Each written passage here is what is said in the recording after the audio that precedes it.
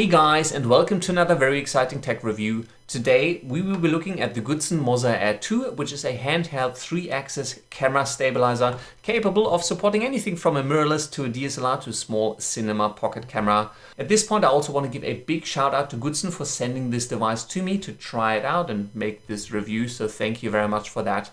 In this video, I want to go a little bit about the specs for this device and talk a little bit about what you can do with it. Then I'm going to show you a bit of a B-roll sequence so you can actually check out some of the footage that I shot with this particular setup here. And finally, I want to talk a little bit about some of the things I really like and some of the things I don't like so much about this device. As always, you'll find timestamps up here and down in the video description so you can jump to anywhere that you might find interesting. But now, enough talking, let's check out the specs. The Gudsen Moza Air 2 is a 3-axis handheld camera stabilizer. It will set you back $599 on the official Gudsen store, and this includes the iFocus system. It does have a load capacity of 0.0 to 9 pounds, which is about 0.3 to 4.2 kilograms, and it supports anything from a mirrorless to a DSLR to a small cinema camera.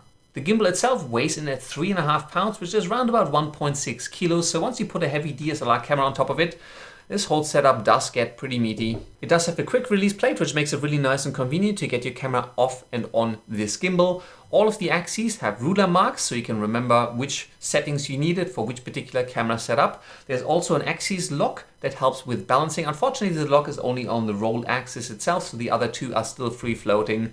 On the back of the device, you'll find an LCD screen as well as physical buttons that then will give you control over your camera as well as all of the gimbal settings. There's a multifunction thumb controller that you can use to either aim your camera, or if you press it once, twice, or 3 times, you can lock down the individual roll, tilt, and pan axes of the gimbal itself. The wheel controller allows you to quickly adjust the sensitivity and follow speed of the Moza Air 2 and give you access to all of your camera and gimbal settings. On the front, you'll find a trigger button that you can use to reset your camera or go in and out of selfie mode. And on the side, you'll have a focus wheel that you can connect to the iFocus system that then connects to your lens to remotely control the focus for your camera, or you can hook it up to things like, controlling the roll of the gimbal itself. You'll also have an attachment slot on the front as well as on the bottom. Right now I've got the legs connected here. It's just a basic tripod mount, so you can mount this gimbal on a tripod if you want to. In the front you can connect things like external monitor or a holder for your phone if you want to remotely control the gimbal. Battery life for the Moza Air 2 is rated at 16 hours and takes around about 5 hours to charge all of your batteries via USB. Now that's it for the raw specifications for the Moza Air 2, but often you don't know how well something works until you actually take it out of the box and try it out. And just a little while ago we went down to Phillip Island and I took the Moza Air 2 with me to try it out. And here's a B-roll sequence shot entirely using the Gudsen Moza Air 2, my Canon 5D Mark III and a 24-70 f2.8 lens.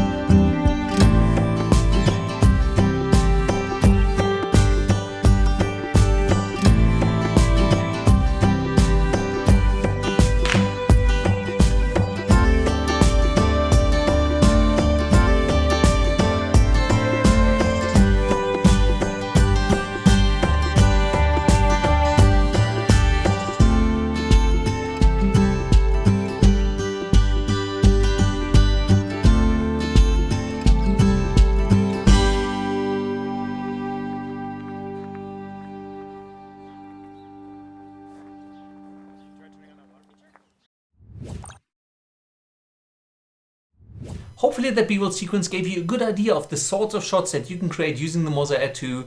I do want to take a little bit of extra time now to talk about a few of the things that I really like and some of the things I don't like so much about this device. The most important feature for any camera stabilizer is stabilization, and on that point I have to say the Moza Air 2 does really well. You can get some really nice really well stabilized shot out of the device, even with a pretty heavy setup like my Canon 5D and the 24-70 f2.8 lens. The motor is nice and strong. I really like that I can control everything from this one thumb controller here and the little rotary wheel. I can lock down individual axes for pan, tilt and roll, and I can adjust the sensitivity, and that gives me a lot of flexibility. And that's just with two controls: the thumb controller for, well, I can aim my camera, but I can also lock down the axes, and then just a wheel to control the sensitivity, to say I want it more sensitive or less sensitive. And having that physically accessible when you're out and about shooting with this device made it really nice and easy to get some really seamless and smooth looking shots. Now, it is a pretty heavy setup, and usually when you're holding it with two hands out, your arms can get pretty tight, and the further you're holding it away, the more jitter you're likely going to have in your arms. So what I ended up doing, I ended up using this little bottom handle here against like either my lower stomach or on my shoulder, or I would hold it against something so I'd have a point of contact right here, and then kind of just do these sorts of movements, which again does make it nice and stable. I wish there was like, you know, like a strap or something to just take some of that weight off and just give you a bit of that extra balance, but just holding it against somewhere that did make it nice and easy to use. Like I was able to get some really nice shots, also because the controls on the back started becoming more and more intuitive, like the thumb controller and the wheel. I just stopped having to look at what I was doing. Now my fingers are a bit fat, so sometimes I felt like when I was pressing this thumb once, twice, three times to lock down the different axes, I was either not fast enough or would slip, and it would, you know, just kind of move my camera around a little bit. So that was one thing that I felt a little bit fiddly, but maybe that's just because I've got fat fingers. Now for underslung shots, I felt it was getting a little bit more awkward because you kind of have to hold the gimbal like that, and I couldn't stabilize it anymore. And you can get some really nice shots like the ones where I was chasing this chicken around, so you can get some really nice low footage as well. It's not quite as convenient as with an angled handle like the Xeon Crane 3 Lab, and I think the Ronin S brought out a separate handle that you can attach as well to get that underslung feeling, but you can get some really nice low shots with the device as well. Inception mode is also a lot of fun. It's pretty easy to go into, and then you can kind of just rotate the camera and you'd hold it straight up in front of you and get those really mind-bending rotating shots. It's pretty fun to use. I wouldn't overuse it though, just because it gets a bit nauseating for a lot of people, but it's nice to have it, and you know, it's easy to then just reset everything back to normal. One thing I really do appreciate for this modern generation of gimbals is that one of the axes at the back is usually lowered. It's dropped down, so you can actually still see the LCD screen on your camera. Now, it's not as easy to connect a mobile phone to the device as an external monitor, so I kind of ended up using the LCD screen, but because this axis handle is kind of set lower, it's quite easy to see the LCD screen, so that was really nice. One of the things that I felt was missing though on the device when I was using it out in the field a lot is it has a record button here where I can start and stop movies and I can take photos by double tapping it, but there's no way for me to half press my shutter. Now, the Canon 5D Mark III does not have autofocus, which means that if I'm in video mode, I need to half press the shutter a fair bit just to refocus my camera as I'm moving about. I can't do that with the Moza Air 2. I have to double tap the record button, which takes a photo and focuses the camera, but it interrupts my video. I need to physically either touch the shutter here or I need to use the manual focus to get it back focused.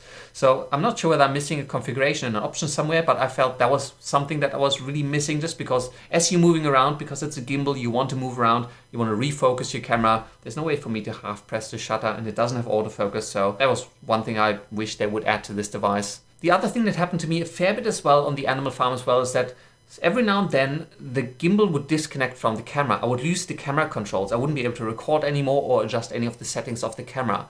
And I'd have to restart the camera or restart the gimbal to reconnect the two.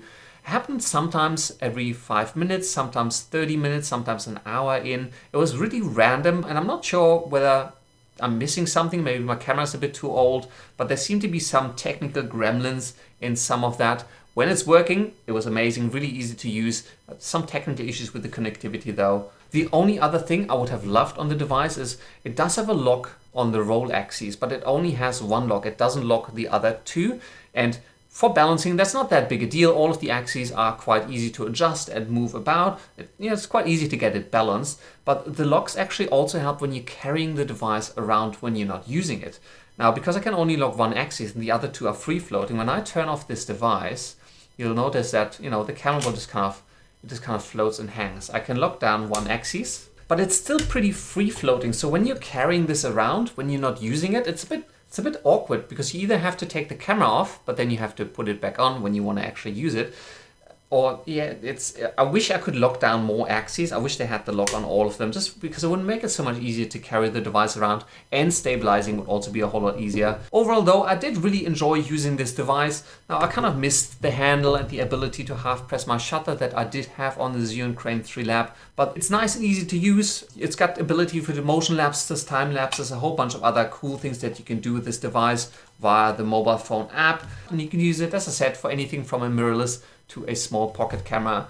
So yeah, go check it out, read some more reviews, watch some more videos to figure out whether this device is for you. But I kind of really liked it. It's quite different from the Zhiyun Crane 3 Lab, which, especially because of the handle, felt very different to use out in the field. I'm keen to see how this would compare against the DJI Ronin S or Feiyuntech AK 4500. But maybe I'll get to those at some point as well. Anyways, that's all I had to say for this review. If you enjoyed this video, please hit that like button. If you're new here, hit that subscribe button. And if you want to watch more, just click these links over on the right hand side. A big shout out also again to Jimmy from Axe to Grind for shooting all of the behind the scenes footage and for putting up with me for so many years. Go and check out his channel and show him some love. And as always, thank you very much for watching, and until next time, I will see you later.